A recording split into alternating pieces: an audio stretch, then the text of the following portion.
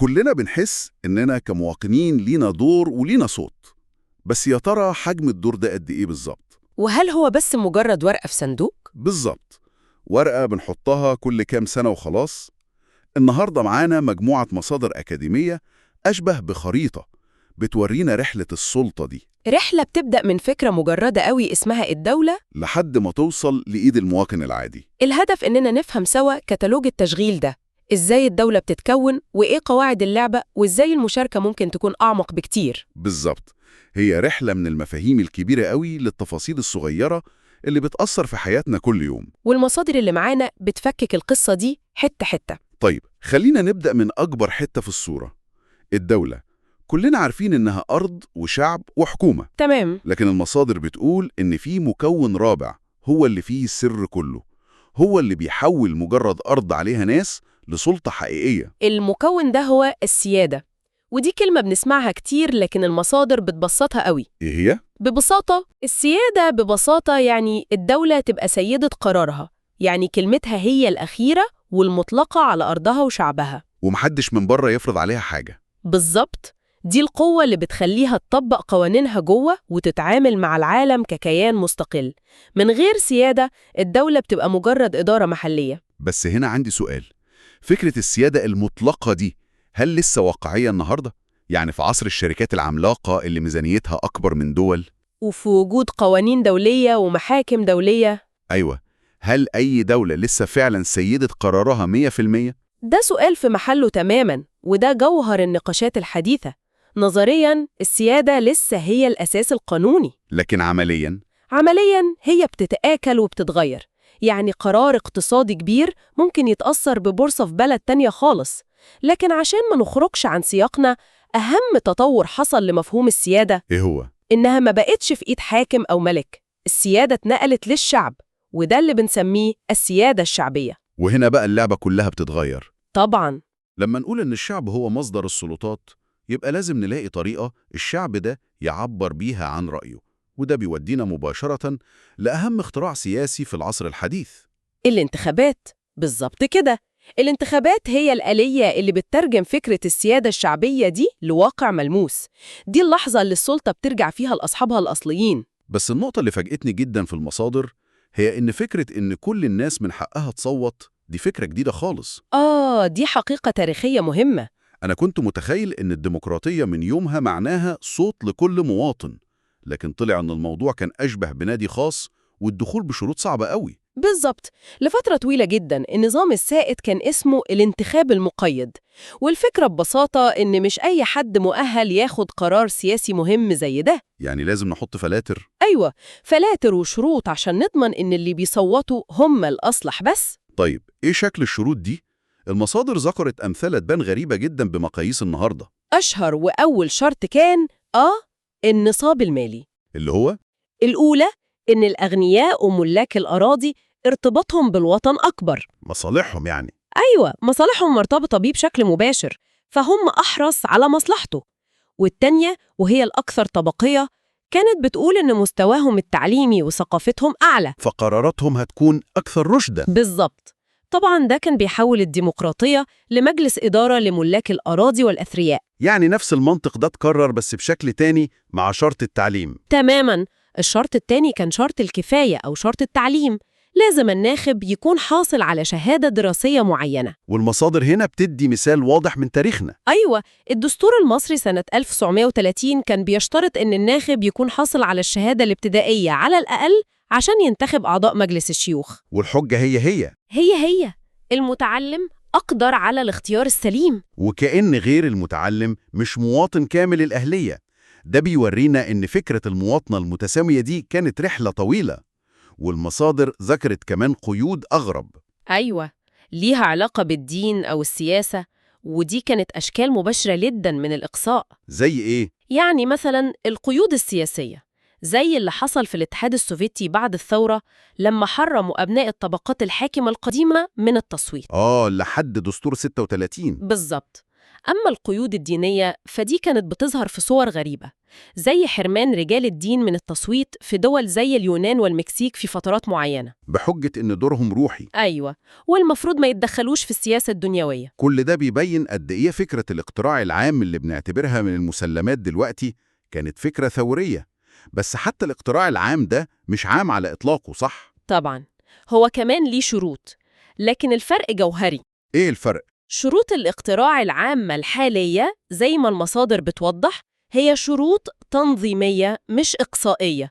الهدف تنظيم العملية مش حرمان فئات معينة. زي إيه مثلاً؟ أول شرط وبديهي جدا هو الجنسية، ما ينفعش أجنبي يصوت في انتخابات بلد هو مش مواطن فيها. منطقي. تاني شرط هو السن، وده عشان نضمن إن الناخب عنده قدر من النضج، وغالباً السن ده بيكون 18 أو 21 سنة. وفي شرط الإقامة عشان كل واحد يصوت في دايرته. وفي شروط تانية ليها علاقة بأهلية الشخص نفسه. بالظبط، زي شرط السمعة أو الصلاحية، وده بيحرم بشكل مؤقت اللي عليه حكم نهائي في جريمة مخلة بالشرف. زي الرشوة أو السرقة. أيوة، الفكرة إن الشخص ده فقد ثقة المجتمع فيه. وأخيراً كان في شرط الجنس اللي تاريخياً حرم المرأة من التصويت في معظم دول العالم لفترات طويلة جداً. ودي كانت معركة حقوقية طويلة. المصادر بتشير إن المرأة في مصر حصلت على حق الانتخاب والترشح سنة 56. بالظبط. طيب، خلاص. المواطن استوفى الشروط وراح يوم الانتخابات ووقف قدام الورقة. إيه اللي بيحصل في دماغه في اللحظة دي؟ المصادر بتقول إن اختياراتنا أعقد بكتير من مجرد قراءة البرنامج الانتخابي. دي من أكتر النقط الممتعة في المصادر. هي بتكشف إننا كائنات اجتماعية جدا حتى وإحنا لوحدنا في كابينة التصويت. إزاي؟ أول وأقوى عامل هو الأسرة والجماعات الصغيرة المحيطة بينا، الأصدقاء، زملاء الشغل.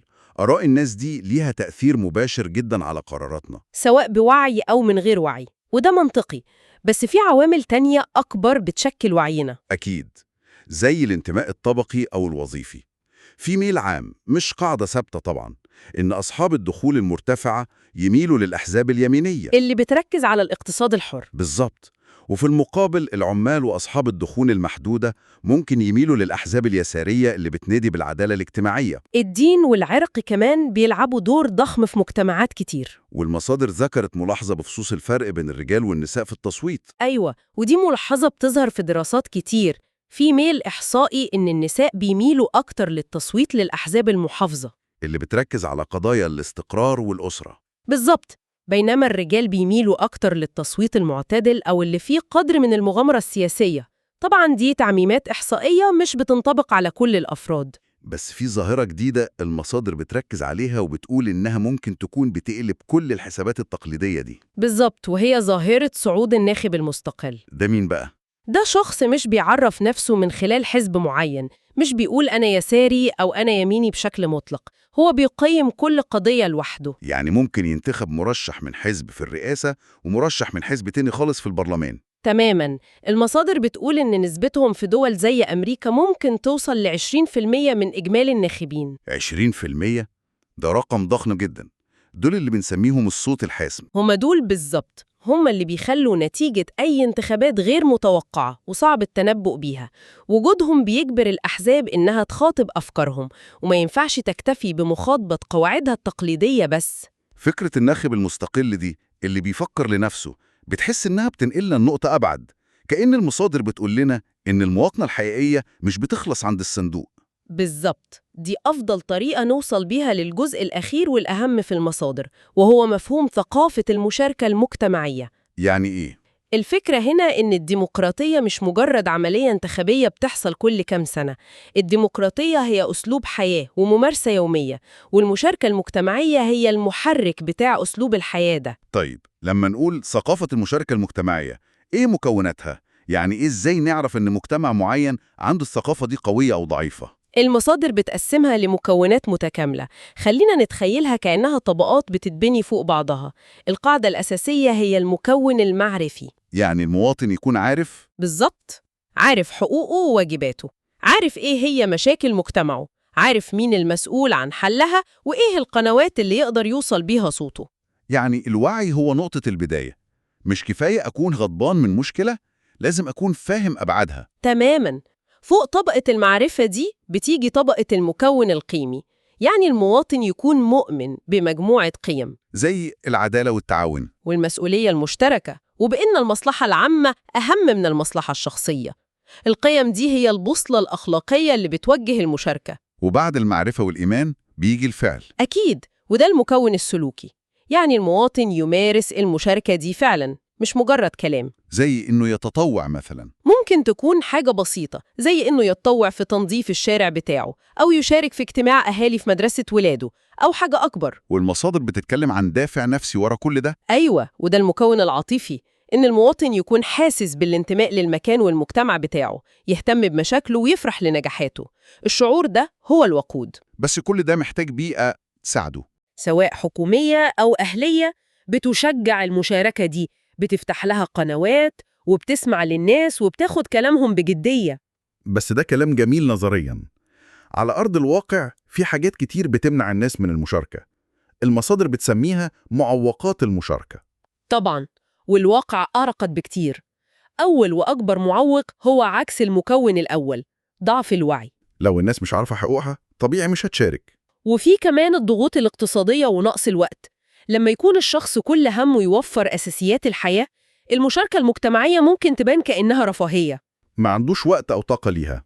وفي معوق أعتقد إنه ممكن يكون الأخطر على الإطلاق، وهو حاجز نفسي. بالظبط، المصادر بتشير أحياناً لوجود قيود سياسية أو بيروقراطية، لكن المعوق الأخطر والأكثر تدميراً هو فقدان الثقة في المؤسسات. دي نقطة مهمة جدا. لما المواطن يحس إنه صوته مش مسموع، أو إنه مشاركته شكلية ومش هتغير حاجة. أو إن اللعبة متظبطة من قبل ما تبدأ والمجرد للدولة وسيادتها. ونزلنا الأرض الواقع وشفنا إزاي فكرة التصويت نفسها كانت رحلة صراع عشان تشمل كل الناس. وانتهينا عند فكرة أعمق وأشمل، وهي إن المواطنة الفعالة مش مجرد لحظة بنختار فيها حاكم، دي ثقافة ووعي ومسؤولية ومشاركة يومية. بالظبط. المصادر دي بترسم لنا خريطة ممتازة لفهم الآليات التقليدية للسلطة والمشاركة، لكنها في نفس الوقت بتخلينا نسأل سؤال مهم للمستقبل، سؤال المصادر مش بتجاوب عليه بشكل مباشر. اللي هو الأدوات اللي اتكلمنا عنها دي، الانتخابات، الاجتماعات المحلية، المشاركة في الجمعيات الأهلية، كلها تصممت في القرن العشرين لعالم مختلف. عالم ما قبل الإنترنت والسوشيال ميديا. تماماً. في عصر السوشيال ميديا اللي بتقدر تحشد الملايين في لحظة، وفي مواجهة تحديات عالمية عابرة للحدود زي التغير المناخي أو الأوبئة، هل أدوات المواطنة التقليدية دي لسه كافية؟ وهل شكل الدولة اللي نعرفه بحدودها وسيادتها هو الأنسب للتعامل مع مشاكل القرن ال21؟ ده سؤال يستحق كلنا نفكر فيه.